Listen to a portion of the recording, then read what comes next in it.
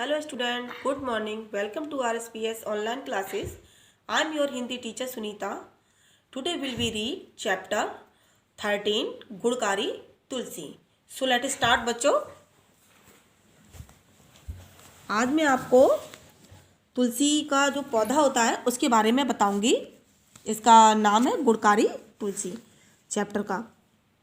प्रस्तुत पाठ के माध्यम से बच्चों को तुलसी के पौधे के धार्मिक महत्व, गुणों तथा लाभों के से परिचित कराया गया है. इस चैप्टर में तुलसी के जो भी गुण होते हैं, जो लाभ होते हैं, उनके विषय में इसमें बताया गया है. हमारे आंगन में एक ऊंचा गमला बना हुआ है. उसमें माँ ने तुलसी का पौधा लगा रखा है. वे प्रातः काल स्नान करने के बाद तुलसी के पौधे को जल देती हैं. जल देकर वे हाथ जोड़कर उसकी परिक्रमा करती हैं.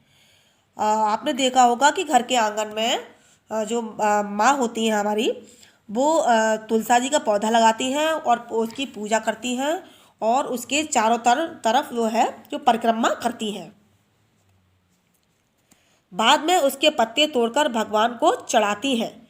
शाम को माँ गमले पर दीपक जलाकर रखती हैं. वे तुलसी के गमले को लीप पोत कर बहुत साफ सुथरा रखती हैं.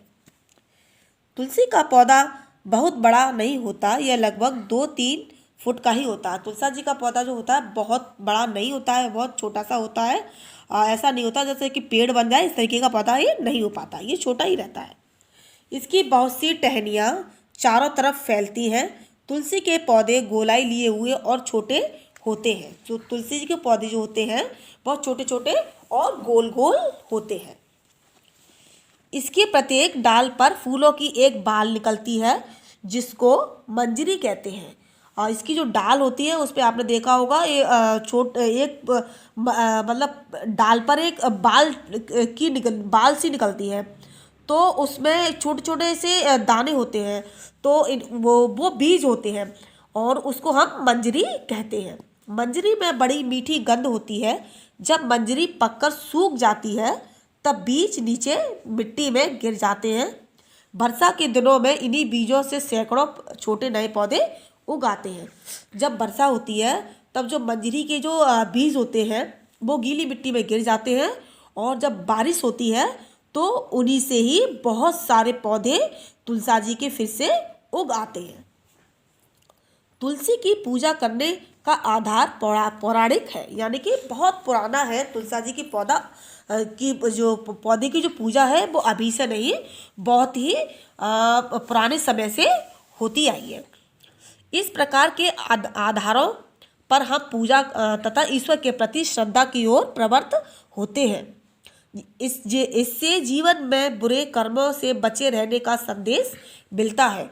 इसके साथ ही तुलसी एक जीवन रक्षक औषधि है. तुलसी जी से बहुत सारी दवाइयाँ बनाई जाती हैं और यह एक जीवन को रक्षा प्रदान करने वाली दवा है, यानी कि औषधि है. जिस आंगन में तुलसी का पौधा लगा होता है वहाँ रोग के कीटाणु प्रवेश नहीं करते हैं. जहाँ पर ये पौधा लगा होता है वहाँ पर रोग के कोई भी कीटाणु नहीं आते हैं. जुकाम और खांसी होने पर तुलसी की पत्तियों की चाय पी लेना गुणकारी होता है. जब हमें जुकाम हो जाता है, यहाँ तक कि बुखार भी अगर होता है तो हम तुलसी की चाय में डाल के तुलसी जी की पत्तियों का डालते हैं और फिर हम उसको पी जाते हैं.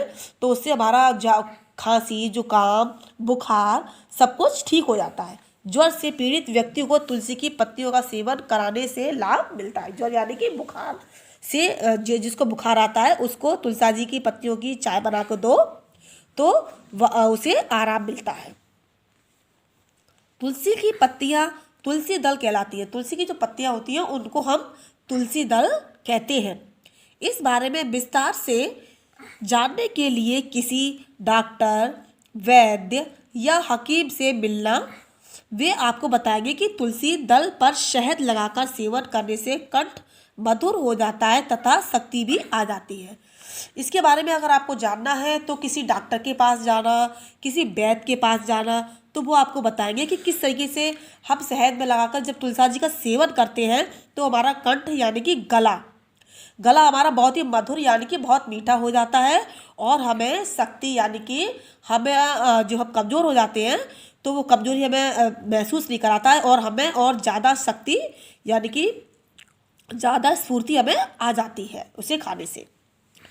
भारत के लोग तुलसी के प्रति इतना आदर और श्रद्धा रखते हैं कि यदि उन्हें तुलसी का दल लेना होता है तो वे सायंकाल तुलसी की प्रार्थना करते हैं। जो हमारे इंडिया में है, भारत के लोग जो हैं वो बहुत ही तुलसा जी के प्रति बहुत ही श्रद्धा रखते हैं क्योंकि वो उसकी पूजा करते हैं।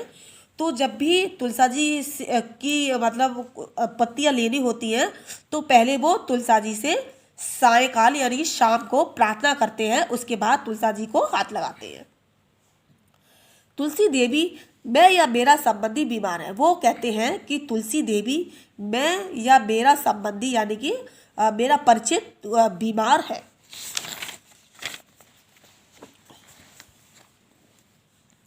इसके उपचार के लिए कल प्रातः मुझे 2 पत्तियों का दान देना है। मैं नहा धोकर पवित्र मन से आपकी सेवा में उपस्थित हो जाऊंगा। मुझे एक मतलब मेरा परिचित है, मेरा संबंधी है, वो बीमार है, मैं उसके लिए आपसे 2 पत्तियां लेना चाहता हूँ, दान देना चाहता हूँ मैं उसको, और मैं नहा धोकर आपकी सेवा में उपस्थित हो जाऊंगा। प्रातः काल होने पर वह व्यक्ति तुलसी से आज्ञा लेता है। इसके बाद वह बहुत संभल कर पत्तियां तोड़ता है। जब सुबह हो जाती है तो वह तुलसा जी से आज्ञा लेता है। इसके बाद वह बहुत ही सावधानी से संभल कर उसकी पत्तियां तोड़ता है। वह यह ध्यान रखता है कि कहीं डाल ना टूटे और पौधा भी दुखी ना हो, कहीं डाल ना टूट जाए और पौधा भी दुखी ना हो। इस वजह से वो पत्तियों को बहुत ही संभाल कर तोड़ता है। लोग तुलसी की सूखी डालियों की माला बनाकर पहनते हैं। लोग तुलसी की सूखी जो आपने देखा हो बोलते हैं तुलसी की माला है ये, तो उसकी जो होती डालियाँ जो होती हैं उसकी माला बनाकर बहुत लोग पहनते हैं तथा मंत्रों का जाप करते हैं। ऐसा कहा जाता है कि बिच्छू के डंक और सांप के काटने की भी तुलसी अच्छी दवा है। मतलब ऐसा मानना है कि बिच्छू जब काट लेता है या बिच्छू डंक मार देता है और सांप जब काट लेता है तो तुलसी उस जगह बहुत ही अच्छा काम करती है, अच्छी दवा के रूप में साबित हुआ है। तुलसी को लोग माता के समान पूजते हैं। यह भगवान की पूजा में बहुत काम आती है। तुलसी को लोग माता के समान दर्जा दिया गया है तुलसा जी को, और माता के समान ही इसको पूजा जाता है। यह भगवान की पूजा में बहुत काम आती है। जब हम भगवान की पूजा करते हैं तो यह उसमें पूजा में बहुत काम आती है। सबको अपने घरों में तुलसी का पौधा रखना चाहिए। हम सभी को अपने घरों में तुलसी का पौधा रखना चाहिए क्योंकि तुलसा जी का पौधा रखने से हमारे आसपास का वातावरण भी शुद्ध होता है और कोई भी रोग वगैरह हमारे पास नहीं आता है और बहुत से रोगों में भी इसका इलाज माना गया है। तो बच्चों दैट्स ऑल फॉर टुडे। यह चैप्टर आपका यहीं पर समाप्त होता है। मैं अपनी क्लास यहीं पर समाप्त करती हूँ। तो नेक्स्ट डे आपसे फिर से मिलूँगी, तब तक के लिए बाय बाय।